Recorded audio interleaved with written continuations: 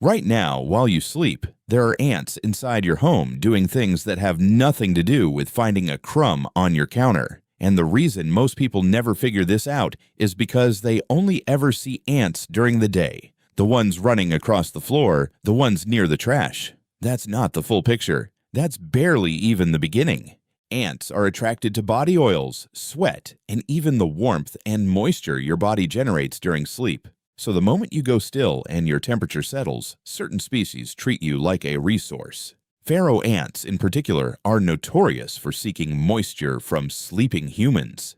And they are so small and so light that you never feel them. You don't wake up. You have no idea. But in any home with an established indoor colony, this is documented behavior. And here's what I want you to stay for, because the stuff happening on your skin is actually one of the tamer things on this list. There's something these colonies do inside your walls over weeks that makes outdoor ant treatments almost completely useless. I'll get to that. But first, let's go through what's actually happening in your home tonight, in order of how strange it gets. So let's start with something that sounds like science fiction, but is completely real. Ants are running a training program inside your house right now. There's a behavior called tandem running, and it's one of the more remarkable things any insect does.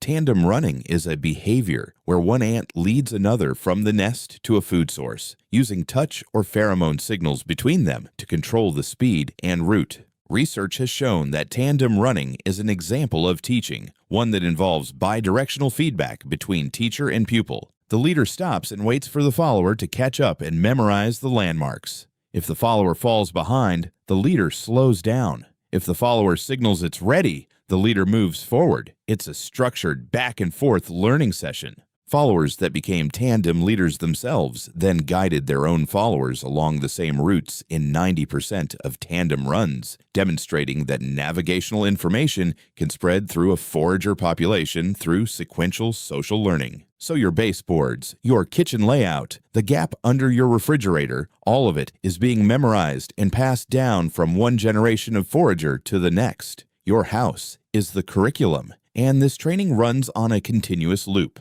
Now here's where it starts to get under your skin a little. Literally, ants leave chemical trails to navigate. You probably knew that. What most people don't know is that not all of those chemicals fade. Certain pheromones bond to porous surfaces, wood, drywall, grout, and persist for months, sometimes years. So even after a colony is completely eliminated, the chemical record of where they traveled is still inside your walls. And new colonies, arriving from outside with no prior knowledge of your house, will follow those exact same invisible routes, the same paths, the same entry points, the same corners, because the map was already written for them, and they can read it. This is why people treat their home. The ants disappear, and then 6 months later, they're back in the exact same spots. They're not coming back. A completely new colony is following directions left behind by the last one. And speaking of what's hiding inside your walls, this next one is something most homeowners never even think to look for. Ants are obsessively clean. They don't leave their dead scattered around. They designate specific locations inside the colony called middens, where they deposit dead colony members, shed exoskeletons, and food waste. Their nests are often located in walls, under floors, or in electronic devices. And inside those hidden spaces, they're maintaining a structured waste disposal system. So if you've ever noticed what looks like a random pile of fine debris near a baseboard, tiny specks, almost like dust, that's not random. That's an ant graveyard. That's a midden. And a midden means the colony has been there long enough to have dead to bury.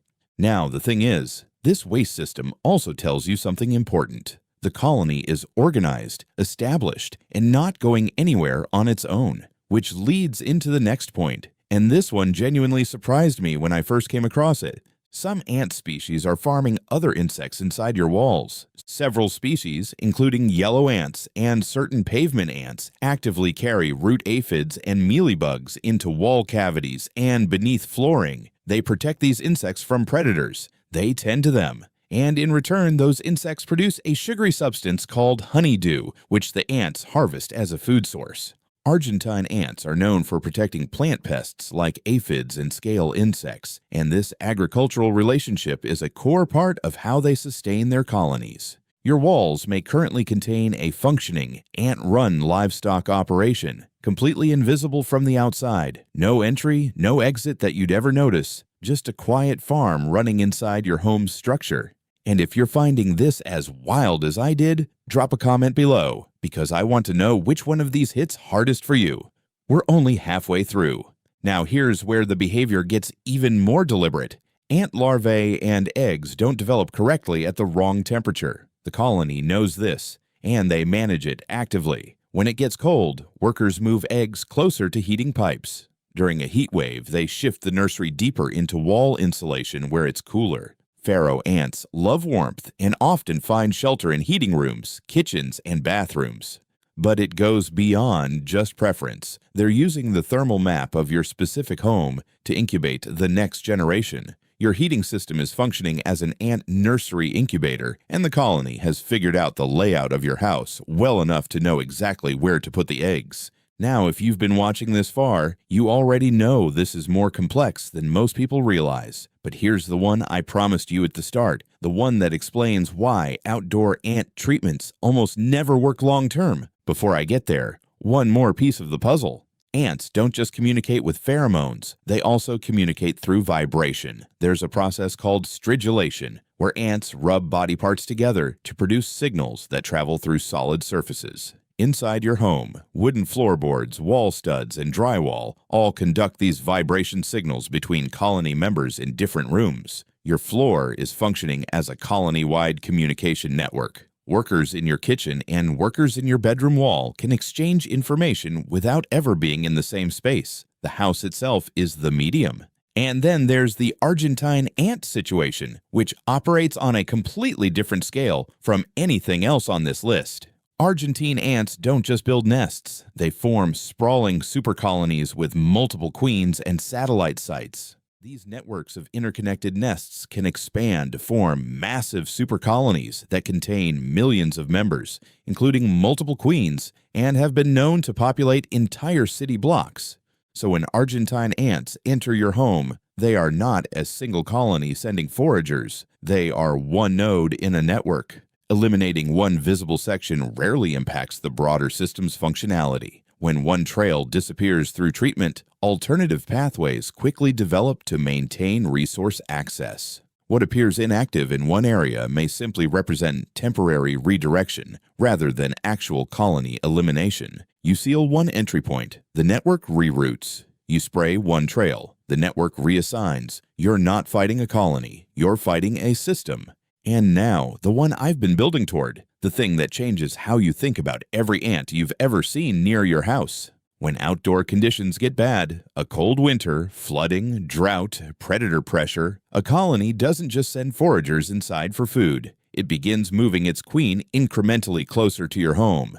Not in one night, over weeks. Small movements deeper into your wall system surrounded by an escort of workers protecting her at every stage. By the time winter fully sets in, the queen may already be living inside your home, not near it, not approaching it, inside it. And once the queen is inside, the colony is functionally impossible to eliminate with any treatment applied to the outside of the building. The outdoor sprays, the perimeter barriers, none of it reaches her. She's already past all of it. Pharaoh ants, for example, do not die in winter. They thrive indoors in warm environments where food and moisture are available. The colony doesn't retreat when it gets cold. It advances. So here's what you actually walked away with today. Ants are not just foraging in your home at night. They are training new workers using your floor plan as a classroom. They are leaving a permanent chemical diary inside your walls that will guide future colonies for years. They are running a waste disposal operation that tells you exactly how long they've been established. Some of them are farming other insects in your wall cavities for food. They are using your heating system to incubate their young. They are communicating through your floorboards in real time. And if you have Argentine ants, you are not dealing with a colony. You are dealing with a network that may span your entire neighborhood, and blocking one entry point does nothing to the system.